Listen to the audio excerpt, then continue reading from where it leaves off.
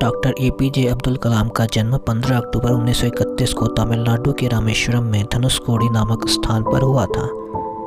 इनके पिता का नाम जैनुलाब्दीन था, जो गांव की मस्जिद के इमाम थे तथा अपना और अपने परिवार का भरण पोषण करने के लिए नावों को किराए पर देने और बेचने का कार्य करते थे। जैनुलाब्दीन स्वयं पढ़े लिखे नहीं थे, पर उच्च विचारों के धनी व्यक्ति थे और अपने सभी बच्चों को उच्च शिक्षा देना चाहते थे। डॉक्टर कलाम की माताजी का नाम असीमा था तथा डॉक्टर कलाम के 3 बड़े भाई और 1 बड़ी बहन थी। डॉक्टर कलाम का जब जन्म हुआ तो उनका परिवार गरीबी से जूझ रहा था, इसलिए अपने परिवार की मदद करने के लिए उन्होंने बहुत ही कम उम्र में ही अखबार बेचने का कार्य प्रारंभ कर दिया था। इनकी प्रारंभिक शिक्षा उनके पैतृक गांव में ही शुरू हुई। इसके बाद इन्होंने अपनी मैट्रिक की पढ़ाई रामनाथपुरम की स्वार्ज हायर सेकेंडरी स्कूल से पूरे किए। गणित और विज्ञान में अत्यधिक रुचि होने की वजह से इन्होंने सेंट जोसेफ कॉलेज तिरुचिरापल्ली से फिजिक्स में बीएससी किया। डॉक्टर कलाम एयरफोर्स में जाना चाहते थे, इसलिए अपनी रुचि को देखकर उन्होंने मद्रास इंस्टीट्यूट ऑफ टेक्नोलॉजी से एरोस्पेस इंजीनियरिंग की। इन्होंने एयरफोर्स पायलट के लिए आवेदन भी किया था, पर असफल रहे। इसके बाद उन्होंने पहले डीआरडीओ और बाद में इसरो में अपनी सेवाएं दी। भारत के प्रथम उपग्रह रोहिणी को पृथ्वी की कक्षा में स्थापित करने में इनका विशेष योगदान था। भारत के पोखरण परमाणु विस्फोट में भी इनका विशेष योगदान था। इन्हें 1981 में पद्म भूषण, 1990 में पद्म विभूषण और 1997 में भारत रत्न से सुशोभित किया गया। इन्हें अपने जीवन काल में 48 राष्ट्रीय और अंतर्राष्ट्रीय विश्वविद्यालयों से मानद डॉक्टरेट की उपाधि मिली। 20 मई 2006 को स्विट्जरलैंड का दौरा करने पर स्विट्जरलैंड की सरकार ने उनके सम्मान में अपने देश में 26 मई को राष्ट्रीय विज्ञान दिवस घोषित कर दिया। भारत में हर वर्ष 15 अक्टूबर को राष्ट्रीय छात्र दिवस के रूप में मनाया जाता है, डॉक्टर कलाम के जन्मदिवस के उपलक्ष्य में। डॉक्टर कलाम नवंबर 1999 से नवंबर 2001 तक भारत सरकार के पहले प्रमुख वैज्ञानिक सलाहकार रहे। 25 जुलाई 2002 को डॉक्टर कलाम भारत के 11वें राष्ट्रपति बने और डॉक्टर सर्वपल्ली राधाकृष्णन तथा जाकिर हुसैन के बाद तीसरे ऐसे राष्ट्रपति बने जिन्हें भारत रत्न प्राप्त था। 25 जुलाई 2007 को राष्ट्रपति के पद से हटने के बाद वो शिक्षा के क्षेत्र में वापस लौट गए और उन्हें विभिन्न प्रसिद्ध शिक्षण संस्थाओं में अतिथि लेक्चरर के रूप में अपनी सेवाएं दी।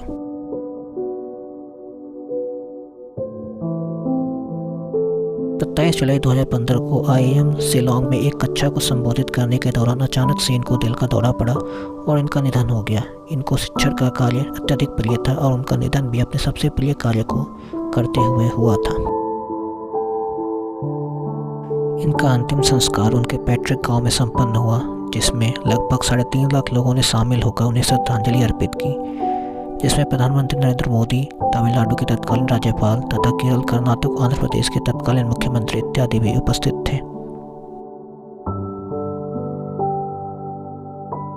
व्यक्तिगत जीवन में डॉक्टर कलाम बहुत ही अनुशासित व्यक्ति थे। वे श्रीमद् भागवत गीता और कुरान दोनों का ही अध्ययन किया करते। भारत के परमाणु ऊर्जा के क्षेत्र में अहम किरदार निभाने के कारण उन्हें भारत का मिसाइल मैन भी कहा जाता है। वह आम जन में बहुत प्रिय थे, इसलिए उन्हें पीपल्स प्रेसिडेंट भी कहा जाता है। उनका सबसे बड़ा सपना भारत को विकासशील देश से विकसित देश बनाना था। आज भी डॉक्टर अब्दुल कलाम बच्चों और युवाओं के लिए एक प्रेरणा स्रोत हैं।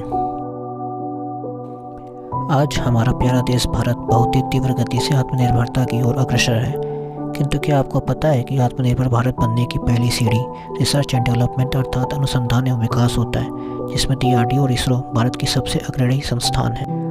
और अगर आप डीआरडीओ तथा इसरो की शुरुआत तथा उनके शुरुआती संघर्षों के बारे में जानना चाहते हैं तो आपको डॉक्टर एपीजे अब्दुल कलाम की लिखी गई पुस्तकें पढ़नी चाहिए, जिसमें उन्होंने अपने जीवन के संघर्षों, आध्यात्म तथा भारत के विभिन्न वैज्ञानिक संस्थानों की अनुसंधान और विकास के शुरुआती चरणों को बहुत ही बारीकी से समझाया है कि कैसे एक तीसरी दुनिया का देश अपनी सारी सीमाओं को लांघते हुए आगे बढ़ता चला गया। अब प्रस्तुत है डॉक्टर एपीजे अब्दुल कलाम द्वारा लिखित प्रमुख पुस्तकें।